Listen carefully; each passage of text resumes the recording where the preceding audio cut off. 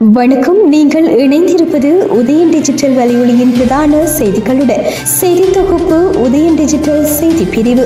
செய்திகளுடன் இணைந்திருக்கும் நான் லிஷா தரணீஸ்வரன். அரியாலை செம்மணி மனித புதைக்குழியில் நேற்று இடம்பெற்ற அகழ்வு பணிகளின் போது மேலும் 5 என்பு தொகுதிகள் அடையாளம் காணப்பட்டுள்ளன. செம்மணி மனித புதைக்குழி தொடர்பான 2ஆம் கட்ட அகழ்வின் 30ஆம் நாள் நடவடிக்கைகள் நேற்று முன்னெடுக்கப்பட்டன. இதன் போதே மேலும் 5 என்பு தொகுதிகள் புதிதாக அடையாளம் காணப்பட்டுள்ளன. இதன்படி இதுவரை அடையாளம் காணப்பட்ட என்பு தொகுதிகளின் எண்ணிக்கை 135ஆக அதிகரித்துள்ளது. நேற்று மேலும் 6 என்பு தொகுதிகள் மீட்கப்பட்டுள்ள நிலையில் இதுவரை மீட்கப்பட்டு என்பு தொகுதிகளின் எண்ணிக்கை 126ஆக அதிகரித்துள்ளது.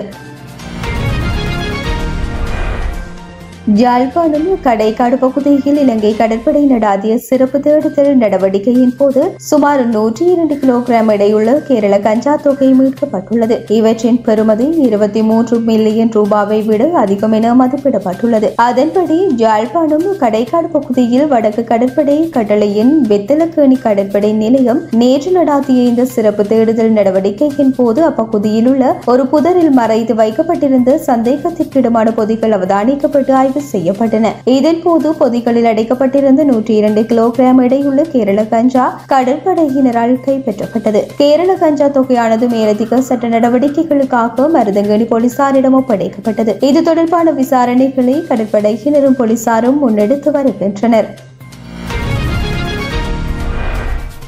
செம்மணி மனித புதைக்குழிக்கு வழக்கில் குற்றவாளியாக இனம் காணப்பட்டு சோமரத்ன ராஜபக்சவின் உயிருக்கு சிறையில் ஆபத்து ஏற்படுமானால் அரசாங்கமே முழு பொறுப்பேற்க வேண்டும் என அகில இலங்கை தமிழ் காங்கிரசின் செயலாளர் நாயகம் நாடாளுமன்ற உறுப்பினர் கஜேந்திரகுமார் பொன்னம்பலம் தெரிவித்துள்ளார். மேலும் தெரிவித்த அவர் தமிழ் மக்களின் மனங்களில் அழியா இடம் பிடித்திருக்கின்ற செம்மணி மனித புதைக்குழி வழக்கில் ஏற்கனவே குற்றவாளியாக சோமரத்ன ராஜபக்ச சிறை தண்டனை அனுபவித்து வருகின்றார். ஏற்கனவே அவர் செம்மணி பகுதி சுமார் 600 உடல்கள் வரை புதைக்கப்பட்டுள்ளதாக வாக்குமூலம் ஒன்று காணப்படுகின்றது. அவரின் மனைவி செம்மணியில் சுமார் 300 பேரை தலையாட்டி மூலம் கொண்டு வரப்பட்டவர்கள் கொல்லப்பட்டு புதைக்கப்பட்டதாகவும் சிறையில் உள்ள தனது கணவர் கொள்வதற்கான உத்தரவுகளை பிறப்பித்த நபர்கள் தொடர்பில் சாட்சியம் அளிக்க தயாராக இருப்பதாக ஜனாதிபதி அனுரவுக்கு கடிதம் எழுதியதாக ஊடகங்களில் பார்த்தேன். எம்மை பொறுத்தவரையில் சோமரத்ன ராஜபக்ச ஒரு குற்றவாளி சில விடயங்களை கூறப்போவதாக அவரது மனைவி கூறுகின்றார். ஆகவே அவர் என்ன கூற போகின்றார் என்பதை அறிய வேண்டும். அவர் சிறையில் உள்ள நிலையில் அவருக்கு ஏதாவது உயிர் ஆபத்துகள் ஏற்படுமானால் அதற்கு அரசாங்கமே பொறுப்பேற்க வேண்டும் என அவர் மேலும் தெரிவித்தார்.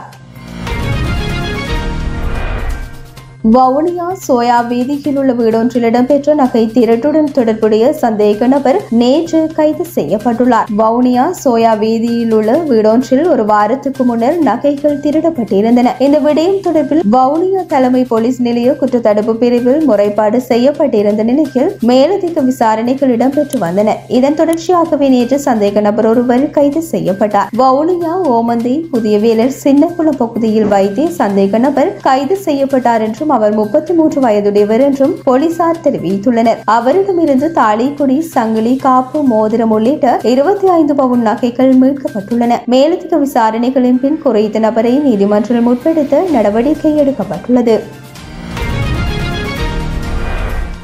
நடிகை மீரா மிதுனை கைது செய்து எதிர்வரும் 11ஆம் திகதி முன்னிலைப்படுத்த மத்திய குற்றப்பிரிவுக்கு சென்னை உயர் நீதிமன்றம் உத்தரவு பிறப்பித்துள்ளது. நடிகை மீரா மிதுன் மற்றும் அவரது நண்பரான சாம் அபிஷேக் ஆகியோர் பட்டியல் இனத்தவர்கள் மீது அவதூறு கருத்து தெரிவித்த குற்றச்சாட்டில் கைது செய்யப்பட்டு பிணையில் விடுவிக்கப்பட்டனர். இந்த நிலையில் இவர்களுக்கு எதிராக சென்னை முதன்மை அமர்வு நீதிமன்றத்தில் குற்றப்பத்திரிகை தாக்கல் செய்யப்பட்டது. இதனையடுத்து பட்டியல் இன மக்களை அவதூறாக பேசி சமூக வலைதளத்தில் காணொலி வெளியிட்ட வழக்கில் நடிகை மீரா மிதுனை கைது செய்து எதிர்வரும் 11ஆம் திகதி முன்னிலைப்படுத்த மத்திய குற்றப்பிரிவுக்கு சென்னை உயர் நீதிமன்றம் உத்தரவு பிறப்பித்துள்ளமை குறிப்பிடத்தக்கது.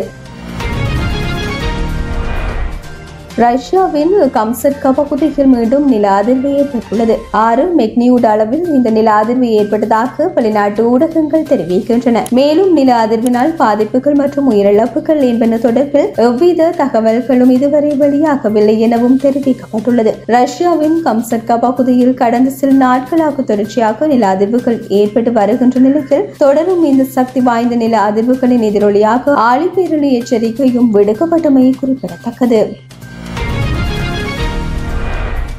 சொந்த மண்ணில் அதிக டெஸ்ட் சதங்களை விளாசி வீரர்கள் பட்டியலில் இங்கிலாந்து அணியின் ஜோ ரூட் முதலிடத்திற்கு முன்னேறியுள்ளார். இந்திய அணிக்கு எதிரான 5வது டெஸ்ட் கிரிக்கெட் போட்டியில் சதம் விளாசிய நிலையில் அவர் முதலிடத்தை தன்வசப்படுத்தியுள்ளார். இதன்படி ஜோ ரூட் இங்கிலாந்து மண்ணில் இதுவரை 24 சதங்களை விளாசியுள்ளார். குறைந்த பட்டியலில் ஆஸ்திரேலிய அணியின் ரிக்கி பாண்டிங், தென்னாப்பிரிக்க அணியின் ஜெக் கல்லிஸ் மற்றும் இலங்கை அணியின் மகேல ஜெயவர்தன ஆகியோர் 23 சதங்களுடன் அடுத்தடுத்த இடங்களில் உள்ளமை குறிப்பிடத்தக்கது.